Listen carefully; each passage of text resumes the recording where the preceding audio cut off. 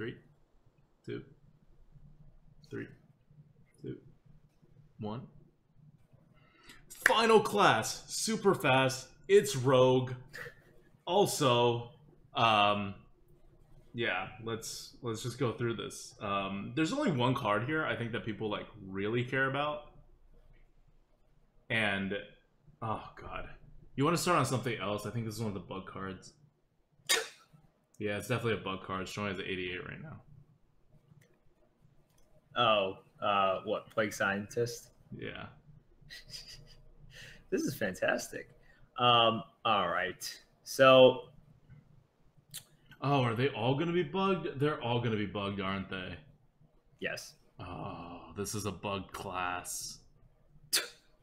We're dealing with a bugged class right now. So, what is the strategy? 1 second. Okay, so let's talk about Plague Scientist. You just talk about the card, and I'll give you the score afterwards. But I just did it. It's just a conversion thing. It's 115. Sure.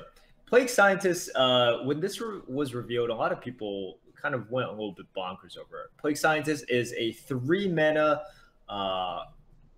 2/3 common minion that says combo, give a friendly minion poisonous. Now, 115 is quite good. It is not a game-breakingly good, right?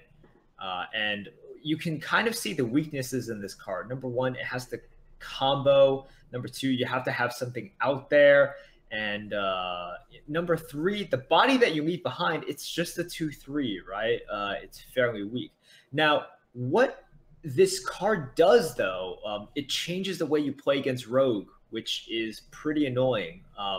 Just like how very influential cards change the way you play against certain classes, you know, Dark Iron Skulker for Rogue or Keeper of Oldemon for Paladin. Yeah, a lot of times in the old meta, you would not remove small minions from Rogue. You would try to hit them in the face, and you were rarely punished for it. But now you have to be really careful about leaving, you know, like a Firefly, or leaving like you know, a 2/1 or 2/2 on the board on the side of the Rogue. So this card kind of by itself, while not insanely OP, changes the Rogue matchup considerably. All right.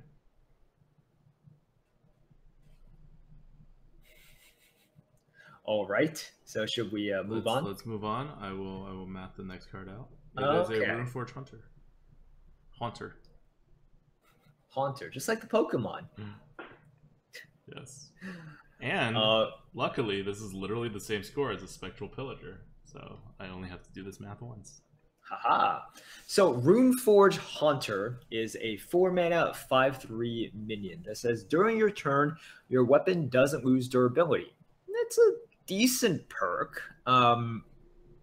Yeah, it's certainly nice if you have an equipped weapon that deals more than 1 damage. You know, that's more than just your dagger. It's offensively statted, which 3 health is a little bit too low, but you can definitely go aggro with Rogue, so you don't exactly mind the 5/3 stat distribution too much. And what is the score for this? It is a 94. Yeah, I think that's fair. 94, and you can save some durability, which is not, you know, it's not nothing. And still a below average card, though. Leeching Poison right now is incorrectly a 45. I don't know why it's a 45.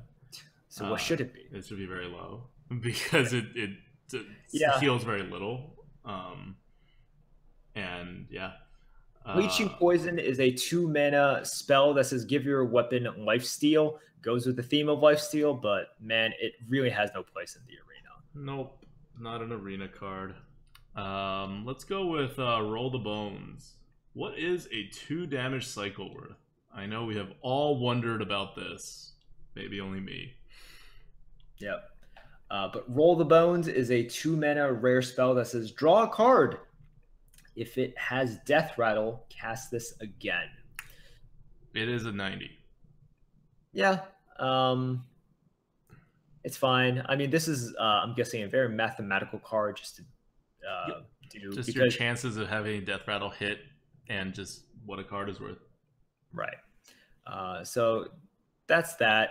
It's never a card that you're extremely happy to draft unless you got like N'Zoth Rogue, but it's certainly a serviceable card. Mm-hmm. And after this, we have Shadow finally, Blade. we have Shadow Blade, which I need to check the score to make sure this is actually correct. It's currently above Sap as the best card in Rogue, so that's obviously not true. Yes. And I will go fix it after this, but I don't actually know what it should be, because it's under a different system. Regardless, Shadow Blade is a good card. It is a good card. Like, it's not gonna be above Sap, I'm pretty sure, but it's gonna be like around like Shadow Strike level, like maybe a little higher, maybe a little lower. Right. So Shadow Blade is 3 mana, 3/2 weapon that says Battlecry. Your hero is immune this turn. We've seen a lot of these cards like Rallying Blade, like Eaglehorn Bow, just be very effective. Because are there better weapons out there? Sure, there are, but all weapons are just really freaking good, and 3 damage on turn 3 is extremely relevant. Mm-hmm. And then on top of that, it has a small bonus of you're gaining a decent amount of health, so it just turns out to be a pretty good card. Anything else in this class? I feel like we didn't do 6 cards. Yes, we have Bone Baron. Bone Baron. Oh, interesting. Bone Baron, 5/5. Add 2 1/1 skeletons to your hand. This one's actually correctly done. It is 103. It's fine. You're not getting so much use out of the 1/1 skeletons, but they enable combos, and at the very least, they help you fill out your curve and get out some small stuff that can help you edge out some trades or just go face. Yep. So we have epics at this time. Tomb Lurker. That is not a rogue card. Spectral Pillager is the other card that was in 94. It is a 6 mana 5/5 combo. Deal damage equal to the number of other cards you played this turn, which usually means deal 1 damage because it's already 6 mana. But if you play it after turn 6, which you probably should because 6 mana 5/5 is pretty bad, you will end up dealing 1 damage, which is fine. 6 mana 5/5 that deals 1 damage is pretty okay. You have a chance to deal more than 1 damage. So that's how it's rated. And finally, there is a Doomerang, which is rated as a 61 right now. I think that's wrong. Why don't you talk about Doomerang?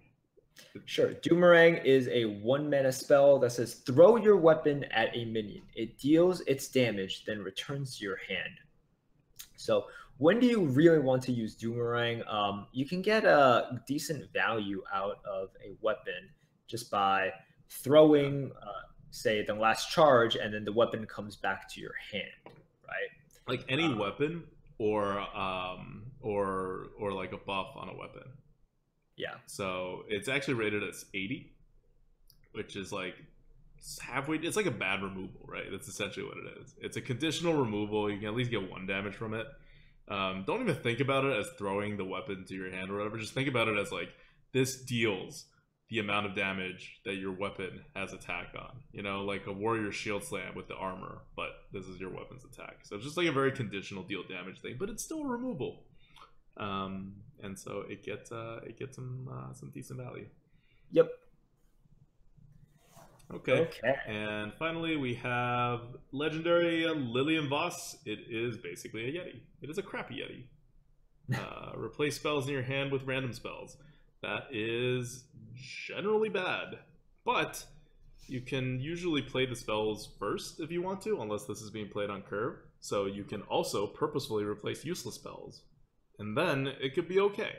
So I don't actually see this like as a downside. I think normally if you replace your spells in your hand with random spells, it is a downside.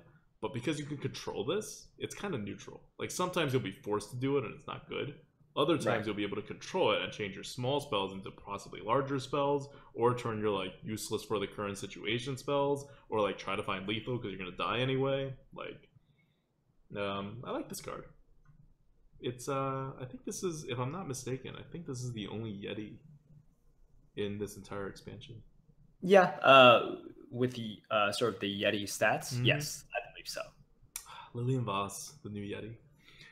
All right, well, that was our last non-Death Knight card that we talked about. We're going to do Death Knights next in the next episode, so stick around. We are now deep into the night. There will be one episode left, but we're going to do two, but we're fading, so we're going to talk a little about the Death Knights, talk a little about classes, and that'll be it from us.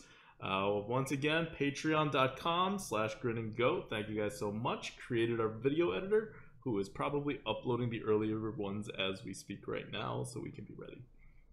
Thank you guys, and see you in the next video. Okay. Yep. Are the Death Knights actually correct?